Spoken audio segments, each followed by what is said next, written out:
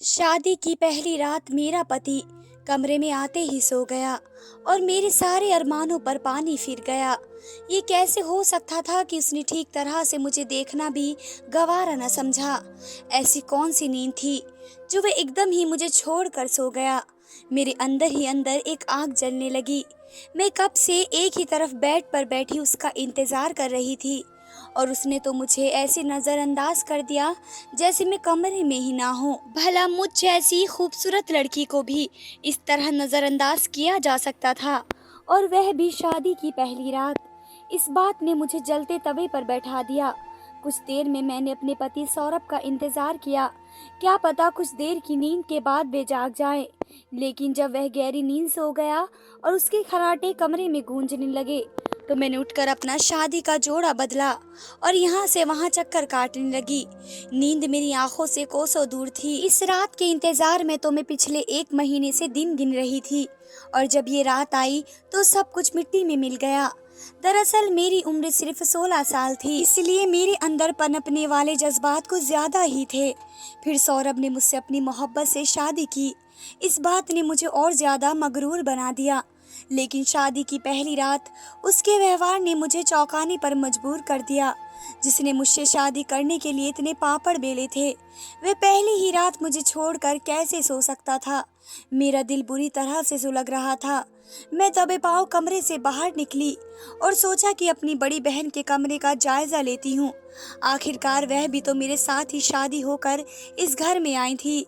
क्या ऐसा ही कुछ उनके पति रोहन ने भी किया है? मैं जैसे ही अपनी बड़ी बहन के कमरे के बाहर पहुंची, तो मुझे अंदर से अपनी बहन सीमा के खिलखिलाकर हंसने की आवाज आई और मुझे सच में गुस्सा आने लगा। मेरी बहन तो अपनी शादी की रात बहुत खुश थी, और एक थी जो अकेले की पीड़ा झेलने पर मजबूर थी। सारे घर वाले ऐसे सोए पड़े थे जैसे कई दिनों से जाग रहे हों। शादी वाला घर था, हर जगह सामान बिखरा पड़ा था। मैंने इधर उधर नजर दौड़ाई और थकार कर वापस अपने कमरे में आई, जहां मेरा पति सौरभ अभी तक खर्राटे ले रहा था। मैंने सारी रात करवटें बदलते बदलते गुजारी। मैं यही सोच रही थी कि अगर सौरभ ने मुझसे इतनी मोहब्बत से शादी की थी, तो फिर मुझे कुछ वक्त देना भी गवारा क्यों ना समझा। कब मुझे नींद लग गई पता ही ना चला, और सुबह मेरी आंख खुली तो सौरभ मुझसे पहले ही उठ चुका था और कमरे में मौजूद नहीं था। मैं उठकर तैयार हुई तो पता चला कि मेरे घर वाले लेने के लिए आ गए। मैं और मेरी बहन सीमा दोनों ही घर वालों के साथ अपने घर आ गए, लेकिन सौरभ से मेरी मुलाकात न हो सकी। सौरभ की बड़ी बहन ने बताया कि वह सुबह सवेरे ही कहीं काम पर चला गया है। मैं बार बार अपनी बहन सीमा का चेहरा देख रही थी, जो खुशी से खिला हुआ नजर आ रहा था। ऐसा लगता था जैसे उसे कोई खजाना मिल गया हो। ना ही उसकी हंसी बंद हो रही थी और ना ही उसके चेहरे की चमक में कोई कमी थी। मेरी माँ ने मेरे चेहरे की उदासी को महसूस कर लिया और कहने लगी, क्या बात है, सीमा तो बहुत खुश नजर आ रही है, लेकिन ऐसा लगता है जैसे रीमा तुम्हें कोई परेशानी हो। मैं चाह कर भी अपनी माँ को ये नहीं बता सकती थी कि शादी की पहली रात ही मेरे पति ने मेरे साथ कैसा व्यवहार किया, इसलिए मुस्कुराकर बात टाल दी और कहा कि थकान की वजह से ऐसा महसूस हो रहा है। रात को सौरभ और रोहन भाई हम दोनों बहनों को लेने आ गए। मैंने सौरभ से मुंह फेर लिया। सौरभ ने भी इस बात को महसूस कर लिया था। घर आते ही सौरभ मेरे पास आए और रात के लिए माफी मांगने लगे। कुछ देर की नाराजगी के बाद मैं उनके आगे हार मान गई। वह मुझसे यहाँ वहाँ की बातें करने लगे। मैं उनकी नजदीकियों का इंतजार करने लगी, लेकिन दूसरी रात भी बिना कोई संबंध कायम किए ही सौरभ सो गए। इस बात ने मुझे तोड़ दिया। कुछ देर पहले ही उन्होंने कल रात के लिए माफी मांगी और अब वह एक दफा फिर मुझे तन्हा छोड़कर सो चुके थे। ऐसा कैसे मुमकिन था कि कोई मर्द अपनी नई नवेली दुल्हन को अपनी भावनाओं से संतुष्ट ना कर पाए। कोई ना कोई बात ऐसी जरूर है जिसने सौरभ को मुझसे दूर रखा था। और जब ये बात मेरे सामने आई कि क्यों वे मुझे छोड़कर इस तरह सोने लगे, तो मेरे होश उड़ गए। शादी की दूसरी सुबह जब सौरभ सो कर उठे, तो मेरा उतरा हुआ चेहरा देखकर एक दफा फिर माफी मांगने लगे कि पता नहीं कैसे उन्हें नींद लग गई। लेकिन अब ये बात मेरे लिए स्वीकार करने लायक हरगिज न थी। इसलिए ना ही मैंने उनकी माफ़ी स्वीकार की और ना ही उनसे ज़्यादा बात की। मैं चलते फिरते अपने ही घर में अपनी बड़ी बहन को जिस तरह देख रही थी, मेरा दिल अंदर से जलने लगा। मेरी बड़ी बहन अपने पति के साथ बहुत ज़्यादा खुश थी और वे दोनों हर वक्त एक दूसरे में गुम रहते। घर में हम चारों और एक बीमार सास के अलावा और कोई नहीं था। हमारी शादीशुदा ननंद ने अपने भाइयों की दुल्हन बना कर लाई थी और फिर खुद अपने घर चली गई। घर में किसी तरह की कोई परेशानी नहीं थी, हर तरफ सुकून ही सुकून। लेकिन उसके बाद भी मुझे वे खुशी ना मिल सकी जिसकी मैं हकदार थी। और जब मैं सीमा की तरफ देखती तो मुझे इस बात का दिल से एहसास होने लगता। मेरा दिल चाहता कि मैं चीख चीख कर दुनिया को बताऊं कि शादी के 15 दिन गुजर जाने के बावजूद भी मैं किस तरह अकेलेपन की ज़िंदगी गुजार रही हूँ। मेरे पति ने अब तक मुझे वक्त नहीं दिया। हर रात ही कोई न कोई मसला पेश आ जाता। कभी वे इतनी गहरी नींद सो जाते तो कभी वो लैपटॉप खोलकर अपने ऑफिस के कामों में बिजी हो जाते और मैं इंतज़ार करते करते सो जाती। और जब इसी तरह महीना गुजर गया तो एक दिन ना चाहते हुए भी मैंने ये बात अपनी एक शादीशुदा सहेली को बता दी। मैं सीमा को बताकर उसके सामने अपना मजाक नहीं बनवाना चाहती थी, क्योंकि इसने बहुत दफ़ा मुझे इस शादी के लिए रोकने की कोशिश की थी। सीमा को पहले से ही अंदाज़ा था कि सौरभ एक अच्छा शौहर साबित नहीं होगा। उसका कहना था कि रोहन ने उन्हें काफ़ी दफ़ा अपने भाई के बारे में ऐसी बहुत सी बातें बताई जो कि अच्छी नहीं हैं। लेकिन मैंने सीमा की बातों पर भरोसा नहीं किया। मैं तो मोहब्बत में अंधी हो चुकी थी। पर अब मुझे पता चल चुका था कि मेरी बहन ने ठीक ही कहा था।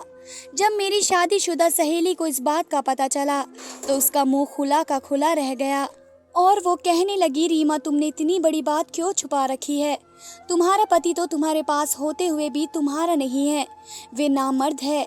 इसलिए तो उसके दिल में किसी तरह की कोई भावना पैदा नहीं हुई और शायद इसलिए उसने तुम्हें अपनी मोहब्बत के जाल में फंसा कर तुमसे शादी की, ताकि तुम कभी अपनी बड़ी बहन की वजह से ये बात किसी के सामने ना बता सको और फिर कभी उसे छोड़ना भी चाहो तो तुम्हारी बड़ी बहन का घर न उजाड़ जाए। यह सोचकर तुम चुप रहो। अपनी सहेली पिंकी की बातें सुनकर तो मेरी जान निकल गई कि सच में मेरी शादी एक नामर्द से हुई थी। इस सोच ने मुझे हिला कर रख दिया। मुझे सारी जिंदगी ऐसे ही अपनी अधूरी इच्छाओं के साथ जीना था। पिंकी की बातों ने मुझे सोचने पर मजबूर कर दिया और मैंने सोचा था कि मैं सौरभ से इस बारे में फेस टू फेस बात करूंगी और उन्हें इलाज का कहूंगी। लेकिन शादी को 2 महीने गुजर जाने के बाद भी मुझ में इतनी हिम्मत न हुई कि मैं सौरभ से इस बारे में बात करूं। ना ही हमारे बीच कोई संबंध कायम हो सका था और ना ही इस बात को लेकर हम दोनों के बीच खुलकर कोई बात हो सकी। मैं हमेशा यही सोच कर चुप हो जाती कि इस तरह शायद हमारे रिश्ते का भरम कायम रह सके। शादी के 3रे महीने में जैसे ही मेरी बहन सीमा उम्मीद से हुई तो मेरे दिल में भी ये चाह उमड़ आई कि मुझे भी माँ बनना चाहिए। लेकिन मैं कैसे माँ बन सकती थी? मैं अपना बेचैन वजूद लिए कभी अपनी बीमार सास के पास बैठ जाती तो कभी सारे घर के चक्कर काटने लगती। बहुत दफ़ा मैंने सोचा कि अपने माँ बाप को इस बात से आगाह कर दूं, लेकिन फिर अपने बीमार बाप का सोचकर मैं चुप रह जाती कि इस बात से ना सिर्फ उन्हें तकलीफ पहुंचेगी बल्कि वे बहुत ज़्यादा चिंतित भी हो जाएंगे। जो जैसा चल रहा था मैंने उसे ऐसा ही छोड़ दिया। लेकिन सीमा प्रेग्नेंट होने की खबर ने मेरे दिल में हलचल मचा दी और जब से सीमा प्रेग्नेंट हुई हर कोई मुझसे भी यही सवाल पूछ रहा था कि मैं कब उम्मीद से होंगी, क्योंकि हम दोनों बहनों की शादी एक साथ हुई। इसलिए दुनिया वाले समझ रहे थे कि हमारी औलाद भी एक ही साथ पैदा होगी, जबकि ये सब ईश्वर के खेल हैं। लेकिन एक साथ होने वाली शादियों में शायद यही मसला सबसे ज्यादा होता है कि दुनिया वाले हर चीज में कमियां ढूंढने लगते हैं और यही कमियां निकालना जब औलाद को लेकर हम दोनों बहनों के बीच आई तो हर गुजरता दिन हमारे लिए मुश्किल से मुश्किल होता चला गया। मैंने दबे शब्दों में अपने पति सौरभ से ये बात कही कि मैं भी औलाद की खुशी चाहती हूँ, लेकिन सौरभ ने मेरी तरफ ऐसी नज़र डाली जैसे मैंने कोई गलत बात कह दी हो। सौरभ ने मेरी बात का जवाब देना भी गवारा नहीं किया और वे ऑफिस के लिए निकल गए। मैं बीते दिनों को याद करने लगी और मेरी आंखों से आंसू बह रहे थे। यही सौरभ थे जो मेरी मोहब्बत को पाने के लिए घंटों मेरे कॉलेज के रास्ते में खड़े रहते था, जबकि रोहन भाई और सीमा का रिश्ता हुआ था। सौरभ का किसी न किसी काम से अपनी बहन के साथ हमारे घर आना जाना शुरू हो गया और उन्होंने फिर सबका जीना मुश्किल कर दिया। उन्हें पहली ही नज़र में मुझसे मोहब्बत हो गई और वह मुझसे शादी करना चाहते थे। लेकिन मेरे माँ बाप ने ये कहकर इनकार कर दिया कि वे एक घर में दो बेटियों को विदा नहीं करना चाहते। इस तरह रिश्तों में बहुत दरारें पड़ती हैं।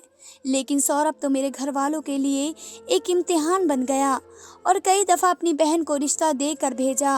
और जब पिताजी ने कहा कि अभी तो रीमा कॉलेज में है और उसकी उम्र बहुत कम है, तो सौरभ ने मेरे पिताजी को विश्वास दिलाया कि वे ना सिर्फ मेरी पढ़ाई पूरी करवाएंगे बल्कि मुझ पर किसी तरह की कोई ज़बरदस्ती और रोक टोक भी नहीं करेंगे। ना चाहते हुए भी पिताजी ने मेरा रिश्ता सौरभ के साथ तय कर दिया, क्योंकि सौरभ की मोहब्बत हर गुजरते दिन के साथ बढ़ती ही जा रही थी। रिश्ता तय होने के बाद तो वह रोज़ाना ही मेरे कॉलेज के रास्ते में आकर खड़ा हो जाता और मेरे लिए कोई ना कोई गिफ्ट लेकर आता। सीमा भी मेरे साथ ही कॉलेज जाया करती। जब वह सौरभ को इस तरह दीवानापन करते देखती तो वह कहती कि यकीनन कोई ना कोई ऐसी बात ज़रूर है जो सौरभ ने छुपा रखी है। पहली नज़र की मोहब्बत तक तो ठीक है, लेकिन जिस तरह की दीवानगी का इजहार सौरभ करता है मुझे कुछ ठीक नहीं लगता। सीमा की बातें सुनकर मैं हंस दिया करती, लेकिन मुझे क्या पता था कि मेरी बहन सही कह रही थी। सौरभ की ये दीवानगी तो दरअसल उसके अंदर की कमज़ोरी छुपाने का जरिया थी। उन्होंने अपनी मोहब्बत का ऐसा जाल बिछाया कि मैं समझ ही नहीं पाई और उसमें फंस गई और अब बिना पानी की मछली की तरह तड़प रही थी। सीमा के चेहरे की खुशी, रोहन भाई का उसके साथ रवैया और जिस तरह वे दोनों एक दूसरे में गुम नजर आते, मेरे लिए ये सब सहन करना मुश्किल हो गया, क्योंकि मेरी ज़िंदगी में यही सब तो नहीं था। मैंने सोच लिया कि मैं भी उम्मीद से होंगी और एक बच्चे की माँ ज़रूर बनूंगी। अगर सौरभ मुझे औलाद नहीं दे सकते तो क्या हुआ, मैं किसी न किसी तरह बच्चा हासिल कर ही लूँगी। जिस तरह सौरभ के नामर्द होने वाली बात किसी को नहीं मालूम है, उसी तरह ये भी किसी को नहीं पता चलेगा कि ये बच्चा किसका है। मेरे दिलो दिमाग में बस हर वक्त यही जंग जारी रहती और फिर मुझे वह मौका मिल गया जब मैं अपनी उस इच्छा को पूरा कर सकती थी। सौरभ को ऑफिस के काम से रात देर तक ऑफिस में रुकना था और सीमा की तबीयत खराब होने की वजह से मेरी माँ उसे अपने साथ ले गई थी, क्योंकि यहाँ उसका ख्याल रखने वाला कोई नहीं था। मैं भी कम उम्र और ना तजुर्बेकार थी, इसलिए माँ ने सीमा को मेरे सहारे नहीं छोड़ा। रोहन घर में मेरे साथ तन्हा थे। मैं अपनी बीमार सांस को दवा देकर सुला दिया और चाय का कप लेकर रात के अंधेरे में रोहन के पास पहुंच गई और उनके साथ बैठकर बातें करने लगी। लेकिन दरअसल मेरे दिल में तो कुछ और ही चल रहा था। काफी देर तक रोहन के साथ बातें करने के बाद मैंने धीरे धीरे उन्हें अपनी अदाओं में उलझाना शुरू किया। मैं खूबसूरत थी, कम उम्र थी और सभी कहते थे कि मैं सीमा से ज्यादा हसीन हूँ। मैंने इसी बात का फायदा उठाया और रोहन को अपने जाल में फंसा लिया। औलाद प्राप्ति के लिए मैं वे कर बैठी जिसके बारे में शायद कोई औरत सोच भी नहीं सकती।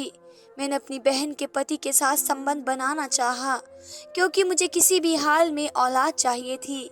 अपना मकसद पूरा करके मैं वापस अपने कमरे में लौट आई। सौरभ सुबह के करीब घर लौटे और थके हारे आते ही सोने के लिए लेट गए। मैं खुद भी बहुत ज़्यादा थक चुकी थी, इसलिए मुझे भी नींद लग गई और जब सुबह मेरी आँख खुली तो सौरभ घर में ही मौजूद थे। कहने लगे, आज मैं ऑफिस नहीं जाऊंगा, बल्कि आज हम तुम्हारे कॉलेज चलेंगे। मैं तुम्हारा आगे एडमिशन करवा रहा हूँ। जैसा कि तुम्हारी ख्वाहिश थी, मैंने एक नज़र सौरभ पर डाली और दिल में सोचा कि मुझे खुद से दूर रखने का ये बहुत अच्छा तरीका है। मेरी पढ़ाई का बहाना बनाकर और ज़्यादा मुझसे दूरी बना सकते हैं और मेरी पढ़ाई के बहाने अपनी नामर्दी छुपा सकते हैं। लेकिन मैं तो अपने हिस्से का खेल खेल चुकी थी। मुझे बस उस दिन का इंतज़ार था जब मैं उम्मीद से होती और औलाद की खुशी पा लेती। कभी कभी मैं सोचती कि सौरभ मुझसे इस औलाद के बारे में सवाल करेंगे तो मैं क्या जवाब दूंगी, लेकिन दूसरे ही पल मुझे ख्याल आता कि वे कभी मुझसे ऐसा सवाल नहीं पूछ सकते, क्योंकि वे खुद एक नामर्द हैं और वह तो मुझे औलाद भी नहीं दे सकते, इसलिए मेरे चरित्र पर भी सवाल नहीं उठाएंगे। रोहन के साथ संबंध कायम करके मेरी भावनाओं को भी कुछ सुकून मिल गया और मैं हर वक्त प्रेग्नेंट होने का इंतज़ार करने लगी। लेकिन मुझे क्या मालूम था कि मुझ पर कैसी कयामत गुजरने वाली है।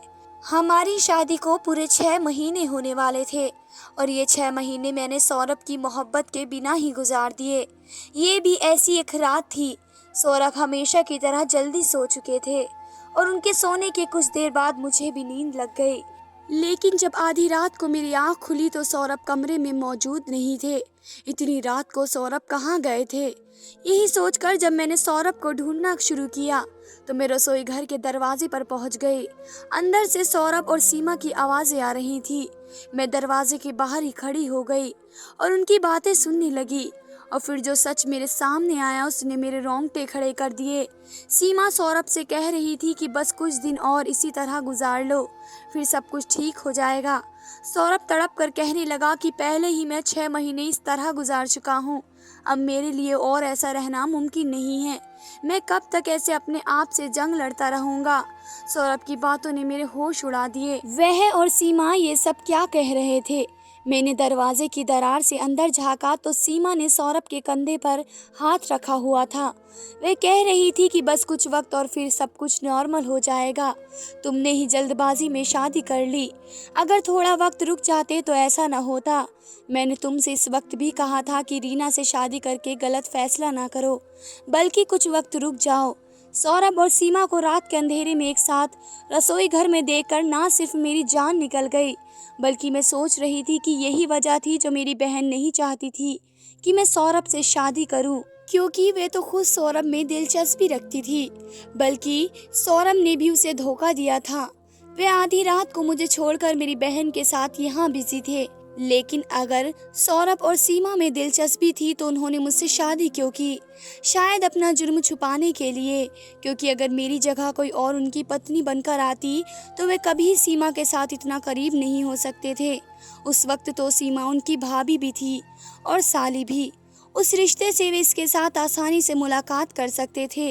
मैं रसोई घर के अंदर जाने की बजाय वापस लौट आई और सूटकेस निकाल कर अपना सामान पैक करने लगी। अब इस घर में मेरा और क्या काम था? मैं तो बच्चे की ख्वाहिश में अपने बहनोई के साथ गलत काम भी कर लिया। अगर मुझे पहले पता होता कि ये सब सौरभ ने इनके लिए किया है तो मैं कभी ऐसा न करती।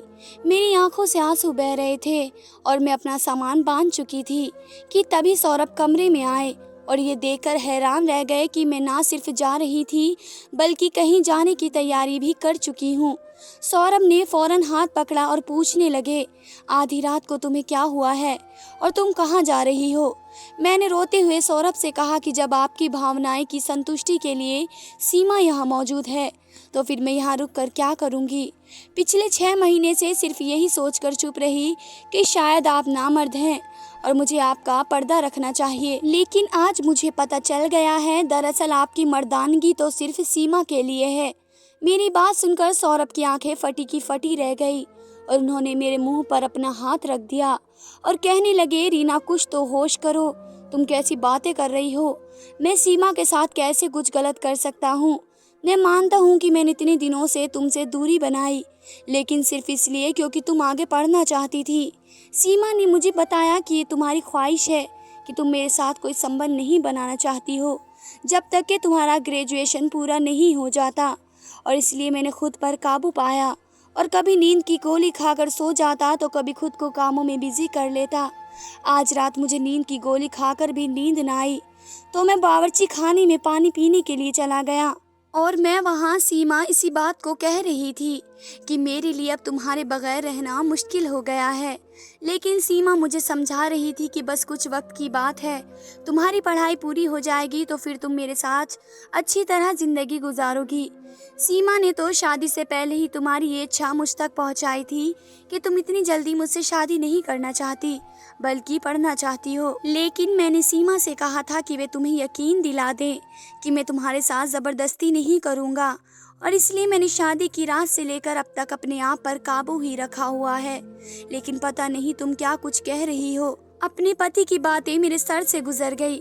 पता नहीं क्या सच था और क्या झूठ, लेकिन ना ही सीमा ने मुझे कभी सौरभ का कोई संदेश दिया और ना ही मैंने कभी सौरभ के लिए सीमा से ऐसी कोई बात कही। और जब मैंने यही बात सौरभ को बताई तो वह काफ़ी देर तक सन्नाटे में आ गया और फिर सौरभ गुस्से में कमरे से निकला और थोड़ी देर बाद वह सीमा को मेरे पास लाया। जैसे वे खींचते हुए लाया था। और फिर जब उसके सामने दोबारा से मैंने सारी बात कही तो उसने इस बात का स्वीकार कर लिया कि वे जानबूझकर हम दोनों के बीच गलतफहमी पैदा कर रही थी। वे मेरे सामने सौरभ को नामर्द साबित करना चाहती थी और सौरभ के सामने मुझे कम उम्र और नादान। दरअसल सौरभ की मेरे लिए जो मोहब्बत थी और दीवानगी थी वे उससे बर्दाश्त न हो सकी, क्योंकि रोहन उससे सौरभ जैसी मोहब्बत न करते थे। उनका रिश्ता एक अरेंज मैरिज का था और सौरभ ने मुझसे मोहब्बत की शादी की थी। वो जलन का शिकार हो गई और उसने सोचा कि वे इस तरह हम दोनों की ज़िंदगी में दूरियां पैदा करके कभी हमें एक नहीं होने देगी। और हम दोनों की गलती यह थी कि हमने पति पत्नी होने के बावजूद भी एक दूसरे से बात करने की बजाय गैरों से बात करना सही समझा।